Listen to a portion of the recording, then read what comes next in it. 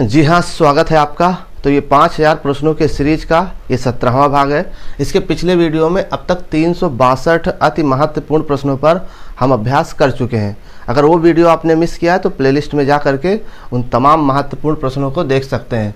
आइए हम महत्वपूर्ण प्रश्नों पर अभ्यास करें। प्रश्न नंबर 363 है कि वॉलीबॉल में 12 खिलाड़ियों में कुल कितने लिबरो खिलाड़ी होते हैं, बताएं। वॉलीबॉल में 12 खिलाड़ियों में कुल कितने लिबरो खिलाड़ी होते हैं? तो सही जवाब हो जाएगा 2। ठीक, चलिए अगला प्रश्न है। प्रश्न नंबर 364 है कि एक बार में कितने लिबरो कोर्ट में खेल सकते हैं? वॉलीबॉल में एक बार में कितने लिबरो कोर्ट में खेल सकते हैं? तो इसका सही जवाब होगा 1। ठीक, चलिए प्रश्न नंबर 365 है कि लिबरो क्या नहीं कर सकता है? तो लिबरो कप्तानी नहीं कर सकता है, इसके अलावा अटैक नहीं कर सकता है, और इसके अलावा सर्विस नहीं कर सकता है। तो ये प्रश्न बेहद महत्वपूर्ण है। सभी प्रश्न हैं जो अक्सर पेपर में पूछे जाते हैं। ठीक है, ये वही पॉइंट है जो पेपर से जुड़े हुए हैं। फर्जी प्रश्न पढ़ने से कुछ होने वाला नहीं है। चलिए प्रश्न नंबर 366 है कि वॉलीबॉल में एक मैच कितने सेट का होता है? वॉलीबॉल में एक मैच कितने सेट का होता है, बताएं। तो सही जवाब हो जाएगा 3 से 5 सेट। ठीक, चलिए प्रश्न नंबर 367 है कि वॉलीबॉल में एक सेट कितने अंकों का होता है, बताएं। वॉलीबॉल में एक सेट कितने अंकों का होता है? तो सही जवाब हो जाएगा 25 अंकों का। राइट। प्रश्न नंबर 368 है कि वॉलीबॉल में पहले 4 सेट कितने अंकों का होता है, बताएं। वॉलीबॉल में पहले 4 सेट कितने अंकों का होता है? तो सही जवाब क्या होगा? 25 अंकों का होता है। प्रश्न नंबर 369 है कि वॉलीबॉल का जो 5वां सेट होता है वो कितने अंकों का होता है? जी बताएं। तो सही जवाब क्या होगा? 15 अंकों का होता है। राइट। चलिए प्रश्न नंबर 370 है कि वॉलीबॉल में कौन सी टीम पहले जीतती है? सही जवाब क्या होगा? जो पहले 25 अंक बना लेती है वो टीम जीत जाती है। राइट। प्रश्न नंबर 371 है एक टीम को प्रत्येक सेट में कितने टाइम आउट मिलते हैं? एक टीम को प्रत्येक सेट में कितने टाइम आउट मिलते हैं? तो 2 टाइम आउट मिलते हैं। कितने सेकंड का?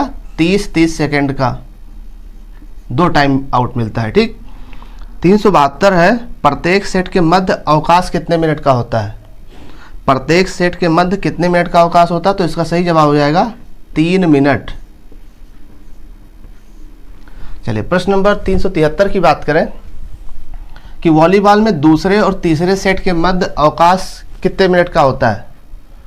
वॉलीबॉल में दूसरे और तीसरे सेट के मध्य अवकाश कितने मिनट का होता है? तो 3 से 10 मिनट। इस 3 मिनट के अवकाश को 10 मिनट तक बढ़ाया जा सकता है। क्लियर। चलिए प्रश्न नंबर 374 है जो कि फुटबॉल से संबंधित है। महत्वपूर्ण प्रश्न है। फुटबॉल मैदान की लंबाई मीटर में बताना है, कितनी होती है? तो सही जवाब क्या होगा? 90 से 120 मीटर। बिल्कुल याद होना चाहिए। ठीक है ना। अब ये पढ़ने वाला समय नहीं है, अब ये याद करने वाला समय है। प्रश्न नंबर 375 है कि फुटबॉल मैदान की लंबाई वो भी यार्ड में बताना है। तो सही जवाब क्या होगा? 100 से 130 यार्ड। तो कभी मीटर कभी यार्ड में पूछा जाता है, तो इसलिए हमें दोनों तरीके से तैयार रहना है। ठीक। चलिए प्रश्न नंबर 376 कह रहा है कि फुटबॉल मैदान की चौड़ाई मीटर में बतानी है। ठीक है, फुटबॉल मैदान की चौड़ाई मीटर में बतानी है। तो ये हो जाएगा 45 से 90 मीटर। प्रश्न नंबर 377 है कि फुटबॉल मैदान की चौड़ाई यार्ड में बताना है, कितनी होती है? तो सही जवाब क्या होगा? 50 से 100 यार्ड। प्रश्न नंबर 378 है फुटबॉल मैदान की लंबाई अंतर्राष्ट्रीय स्तर पर कितनी होती है? इसे मीटर और यार्ड दोनों में बताना है। फुटबॉल मैदान की लंबाई जो है अंतर्राष्ट्रीय स्तर पर अगर बात किया जाए तो 100 से 110 मीटर। ठीक। इसके अलावा अगर यार्ड की बात की जाए तो ये हो जाएगा आपका 100 से 120 यार्ड। राइट। चलिए प्रश्न नंबर 379 है फुटबॉल मैदान की चौड़ाई अंतर्राष्ट्रीय स्तर पर बताना है। ठीक, लंबाई हो गया। अब फुटबॉल मैदान की चौड़ाई अंतर्राष्ट्रीय स्तर पर कितनी होनी चाहिए?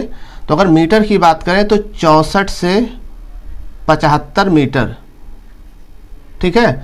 अगर यार्ड में बात की जाए तो 70 से 80 यार्ड, 70 से 80 यार्ड, ठीक है। चलिए प्रश्न नंबर 380 है कि फुटबॉल में सेंटर सर्कल का व्यास कितना होता है। फुटबॉल में सेंटर सर्कल का व्यास कितना होता है, मीटर में भी बताना हो यार्ड में भी बताना है। तो मीटर की बात करें तो 9.15 मीटर। अगर ये बात किया जाए यार्ड में तो ये हो जाएगा 10 यार्ड।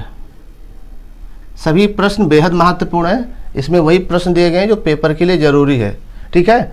फिजिकल एजुकेशन का जनक नहीं बनना है, ठीक। पेपर में जो क्वेश्चन आने हैं टू द पॉइंट दिया जा रहा है, इसको आप क्लियर कर लीजिए। इसको एक नहीं कई बार पढ़ने की कोशिश करिए और किसी विषय का जनक मत बनिए। जो पेपर में आता है बस उतना ही पढ़िए ताकि सिलेक्शन हो जाए। देखिए उम्र की लिमिट है, पढ़ाई की कोई लिमिट नहीं है, ठीक है। तो इसलिए आप सटीक चीज़ें पढ़िए ताकि सिलेक्शन हो जाए। प्रश्न नंबर 381 है, फुटबॉल में गोल एरिया कितने मीटर का होता है, बताए। हमारे उत्तर आने से पहले आपका आना चाहिए उत्तर। तो सही जवाब क्या होगा, 5.5 मीटर।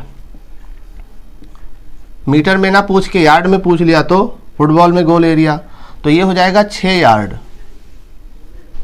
ठीक है। अब याद रहेगा तब तो होगा कुछ, नहीं तो फिर क्या होने वाला है, झूठे पढ़ने से कुछ होगा नहीं, ठीक।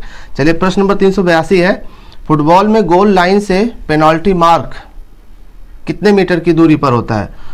फुटबॉल में गोल लाइन से पेनल्टी मार्क, ठीक है, कि कितनी दूरी पर होता है। तो सही जवाब हो जाएगा 11 मीटर, ठीक है। अगर यार्ड की बात करें तो 12 यार्ड, ठीक। तो ये थे फुटबॉल से और वॉलीबॉल से बनने वाले महत्वपूर्ण प्रश्न, चाहे तो स्क्रीनशॉट ले सकते हैं आप, ठीक। और भी महत्वपूर्ण प्रश्नों पर चर्चा हम इसके नेक्स्ट वीडियो में करेंगे। अगर आप हमारे चैनल पर नए हैं तो सब्सक्राइब करके हमारे चैनल से जुड़ जाइए, लाइक और कमेंट ज़रूर करें, शेयर भी करते रहिए। अगर अच्छा लगे तो आप हमारा हौसला बढ़ाते रहिए और हम आपका हौसला बढ़ाते रहेंगे। तो मिलते हैं नेक्स्ट वीडियो में, धन्यवाद।